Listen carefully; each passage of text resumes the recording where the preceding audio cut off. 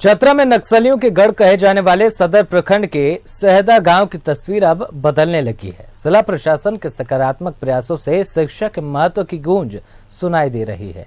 आदिम जनजाति परिवार के 5 बच्चों को मैट्रिक की परीक्षा में बेहतर प्रदर्शन पर उपायुक्त रमेश घोलप ने आवाज बुलाया और आगे की पढ़ाई में हर संभव मदद का भरोसा दिया। देखिए एक रिपोर्ट। चतरा का सहदा गांव नक्सलियों का गढ़ माना जाता है, लेकिन इस गांव की तस्वीर अब बदल रही है और इस तस्वीर को बदलने की पहल की है यहाँ के बच्चों और चतरा डीसी रमेश घोलप ने। सहदा गांव के 5 बिरहोर बच्चों ने मैट्रिक की परीक्षा में परचम लहराया है, जिसे देख यहाँ के डीसी रमेश घोलप बेहद उत्साहित है। इसी कारण उन्होंने इन 5 बच्चों के भविष्य को संवारने में थोड़ी मदद का फैसला किया।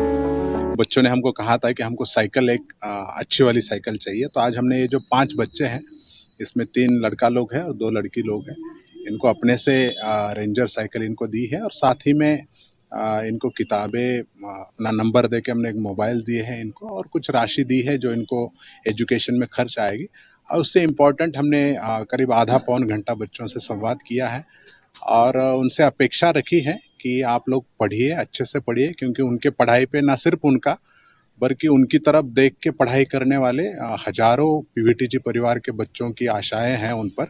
और जब वो पढ़ेंगे तो वो और कुछ बनेंगे, अफसर बनेंगे या जिस भी फील्ड में बड़ा अचीवमेंट करेंगे तो वो सब के लिए एक आदर्श होंगे। चतरा डीसी ने इन सभी बच्चों को अपने घर पर आने का न्योता दिया।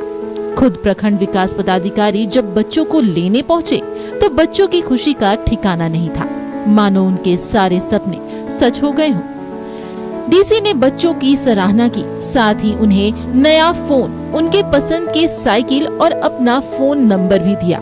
साथ ही जरूरत पड़ने पर सीधा संवाद करने की बात कही। तो वहीं 2 बच्चियों का एडमिशन कस्तूरबा के 11वीं में कराने का निर्देश भी दिया।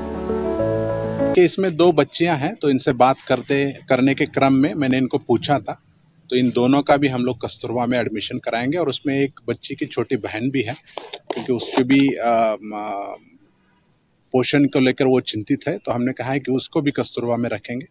कुल मिला के सरकार की भी यही सोच है कि जो सबसे निचले पायदान पर जो लोग संघर्ष करके जी रहे हैं और उनको चाहे शिक्षा हो या बाकी कोई भी क्षेत्र हो, उसमें आगे आने के लिए सरकार भी हमेशा नई नई योजनाएं लाती है और प्रशासन का भी ये दायित्व है कि ऐसे लोगों को चिन्हित करते हुए उनको सरकारी स्कीम से भी और निजी तौर पे भी उनको प्रोत्साहित करने के लिए हम लोग हर संभव प्रयास करें। सभी बच्चे डीसी और उनकी पत्नी से मिलकर बेहद खुश नजर आए।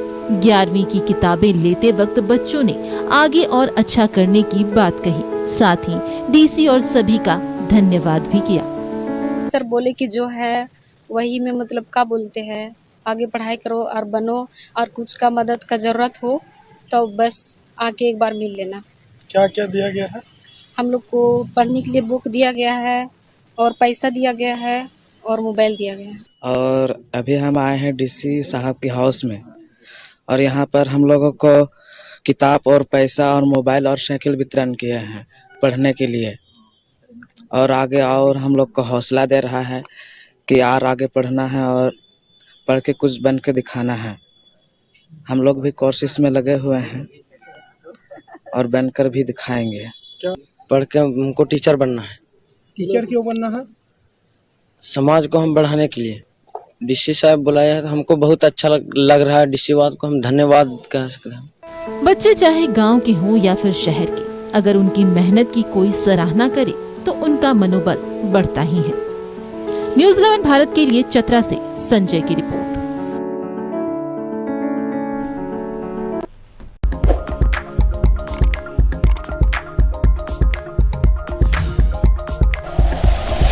Like and share videos, subscribe करें हमारा चैनल और प्रेस करें बेल आइकॉन। न्यूज़ 11 भारत, सच है तो दिखेगा।